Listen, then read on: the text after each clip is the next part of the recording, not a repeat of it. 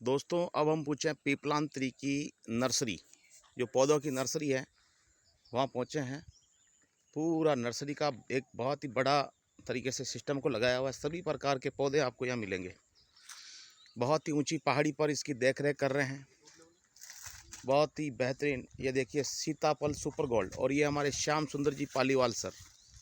सभी सरपंच जो भी हैं, मैं यूट्यूब पर जब डालूँगा तो आप इन्हीं की तरह हर पंचायत में काम करने की सोच लें, तो हम हमारे देश को बहुत बड़े लेवल पर ले जा सकते हैं।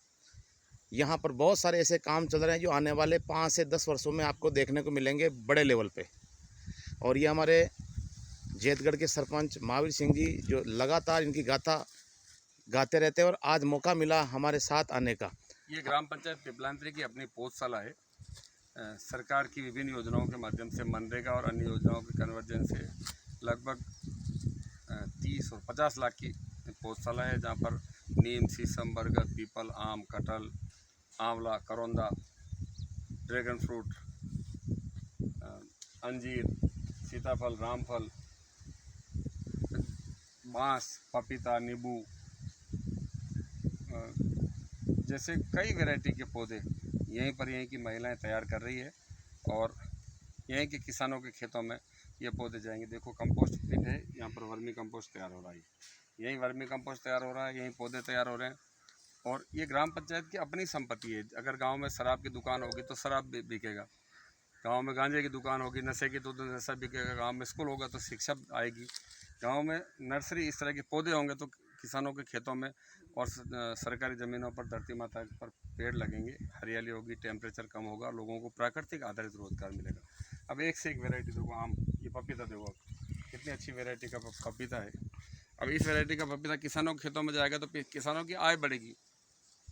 इस तरह के काम हम लोग यहाँ पर पिछले लंबे समय से कर रहे हैं। पंचायत में लोगों की आउटगोइंग बंद हो, लोगों की जेब में पैसा आए, चाहे वो मनरेगा के माध्यम से आए, बिजली के बिल के माध्यम से बचे, या अन्य किसी कामों से उसकी जेब में पैसा आए, उसकी आत्मनिर्भरता बढ़े और गांव हरित क्रांति की तरफ जाए। गांव में हम लोगों ने एक विषय ले रखा, बेटी, पानी, पेड़, गोचर भूमि और वन्य जीवों को बचाकर लोगों को प्राकृतिक आधारित रोजगार उपलब्ध कराकर ग्रामीण पर्यटन को बढ़ावा देना। गाँव में टूरिस्ट आए, विदेशी मेहमान आए, विदेशी पक्षी आए, और लोगों की उससे आय बढ़े, लोगों की सोचने का दायरा बढ़े। ये काम हम पिछले 20 सालों से कर रहे हैं। इसका कितने साल की मेहनत है सर? मैं पिछले 2005 से अभी तक लगातार प्रयास मेहनत कर रहा हूँ। तो 18-20 साल की मेहनत है। बहुत ही शानदार प्रयास कर रहे हैं। और इन्हीं के नक्शे कदम पर बदनौर में एक पंचायत है, जेतगढ़ पंचायत, वहाँ पर भी धीरे धीरे धीरे उस और अग्रसर हैं। लेकिन वहाँ पर थोड़ी पानी की कमी है, लेकिन तो भी प्रयास पूरे हैं। पानी यहाँ पर बिल्कुल भी नहीं था। 700, 800, 900 बेड के ट्यूबवेल थे, पीने का पानी भी नहीं था। यहाँ पर जल संरक्षण के काम करके और इतने अच्छा पानी बरसात का यहाँ रुकने लग गए हैं। यहाँ पर कुओं में पानी हो गया, किसानों के कुओं में, और कुओं में पानी होने के बाद हमने हर एक अभियान चलाकर हर किसान के कुएं पर बिजली कनेक्शन की फाइलें लगवाई है।